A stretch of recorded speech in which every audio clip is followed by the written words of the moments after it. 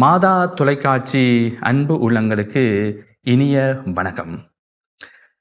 பெரும் சுமை சுமந்து சோர்ந்திருப்பவர்களே, எல்லாரும் என்னிடம் வாருங்கள் என்று சொல்லி இன்றைய நற்செய்தி பகுதியானது, இறை வார்த்தையானது அன்றாட உணவாக நமக்கு தரப்பட்டிருக்கிறது.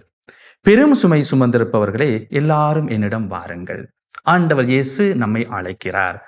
திருவருகை காலத்திலே ஒரு மேலான அழைப்பாக இந்த அழைப்பு நமக்கு கொடுக்கப்படுகிறது.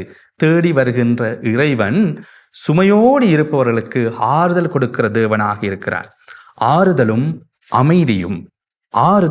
அமைதியும் இயேசு தருகின்ற ஒரு பெரிய வரப்பிரசாதமாக, புண்ணிய பலனாக நம்முடைய வாழ்வுக்கு இருக்கிறது. ஆகவே ஆறுதலையும் அமைதியையும் நாங்கள் ஆண்டவர் இயேசுவிலே தேட வேண்டும், காண வேண்டும், அவரிடம் சரணாகதி அடைய வேண்டும் என்று சொல்லி அருள்வார்த்தை நமக்கு அழகாக சுட்டி நிற்கின்றது. நமக்காக திறக்கப்பட்ட ஒரு இதயம் எப்பொழுதுமே காத்து கொண்டிருக்கிறது. அதுதான் இயேசுனுடைய இதயம். இயேசுனுடைய இதயத்திலே தான் நாங்கள் ஆறுதல் தேட முடியும். இயேசுனுடைய இதயத்துடைய அன்புக்குள்ளே தாமே நாங்கள் அடைக்கலம் காண முடியும் என்று சொல்லி அருள்வார்த்தை நமக்கு சொல்லித் தருகிறது. நம்முடைய அன்றாட வாழ்வை எடுத்து நோக்குகின்ற பொழுது எல்லாருடைய வாழ்விலும் ஏகப்பட்ட சிக்கல்கள் இருக்கிறது. எல்லாருடைய வாழ்விலும் பலவிதமான பிரச்சனைகள் இருக்கிறது, சோர்வுகள் இருக்கிறது, குழப்பங்கள் இருக்கிறது, கண்ணீர், கவலை என்று சொல்லி இருக்கிறது. நம்முடைய பணி வாழ்விலும் சரி, நம்முடைய குடும்ப வாழ்விலும் சரி, நாளாந்தம் நாங்கள் செய்கின்ற தொழில் துறைகளிலும் சரி, ஏராளமான பாரங்களை எங்களுடைய வாழ்க்கையானது, எங்களுடைய உள்ளமானது தாங்கி கொண்டுதான் இருக்கிறது. ஆகவே இந்த ஏகப்பட்ட குழப்பத்துக்கும் பிரச்சனைக்கும் தீர்வுதான் என்ன? அந்த தீர்வுதான் ஆண்டவர் இயேசுனுடைய திறக்கப்பட்ட இதயம். அவரிடம் செல்வது. சுமை சுமந்து சோர்ந்திருப்பவர்களே, எல்லாரும் என்னிடம் வாருங்கள் என்று சொல்லி ஆண்டவர் அழைக்கிறார்.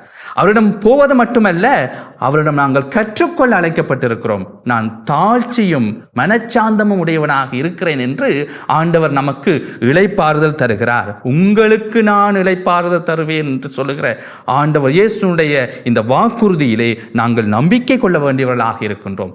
சுமை சுமக்கின்ற வாழ்வு என்பது சாதாரணமான வாழ்வாக இருக்கிறது. குடும்ப பாரம், பணிவாழ்வுடைய பாரம், மன அழுத்தங்கள் என்று சொல்லி இன்று உலகத்திலே நாங்கள் பலவிதமான சிக்கல்களை பார்க்கிறோம். பலவிதமான நோய் நோக்காடுகள் எங்களுக்கு இருக்கிறது. எதிர்பாராத குழப்பங்கள் எல்லாம் எங்களுக்கு வந்து நிற்கும். உறவுகள் சில வேளைகளிலே எங்களை புரிந்து கொள்ள மாட்டார்கள். உறவு சிக்கல்கள் எல்லாம் ஏற்படும். தனிமையிலே பல பேர் வாடிக்கொண்டிருக்கிறார்கள். வயோதிபத்திலே முதியவர்களாக வாடிக்கொண்டிருக்கிறார்கள். கைவிடப்பட்ட நிலையிலே வாடிக்கொண்டிருக்கிறார்கள்.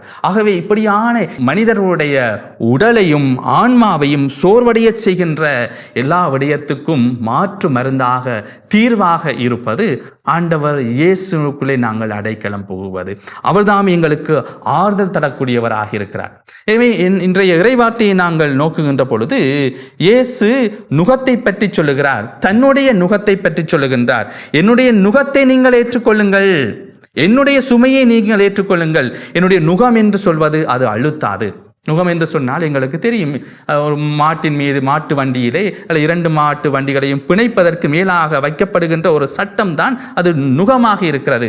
அது பாரமாகத்தான் இருக்கும். ஆனால் இயேசு ஆண்டவர் சொல்லுகிறார், என்னுடைய நுகம் என்பது உங்களுக்கு அழுத்தாது, அது இலகுவானதாக இருக்கும், பெரும் சுமையாக அது இருக்காது என்று சொல்லி ஆண்டவர் உத்தரவாதம் தருகிறார். எனவே இயேசுனுடைய அந்த நுகத்தை, அந்த சுமையை எங்களுடைய வாழ்க்கையிலே நாங்கள் சுமந்து கொண்டு நாங்கள் பயணம் செல்ல வேண்டும்.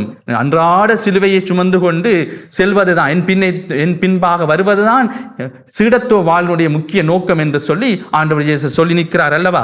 அதே போல இயேசுனுடைய நுகத்தை எங்களுடைய வாழ்க்கையிலே நாங்கள் சுமந்து செல்ல வேண்டும். எனவே 2 செய்தி இன்றைய அருள் வார்த்தையினூடாக எங்களுக்கு தரப்படுகிறது.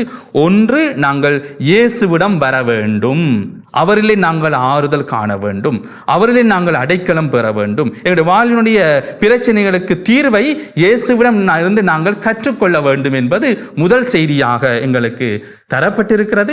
இரண்டாவதாக, அவருடைய நுகத்தை நாங்கள் சுமக்க வேண்டும்.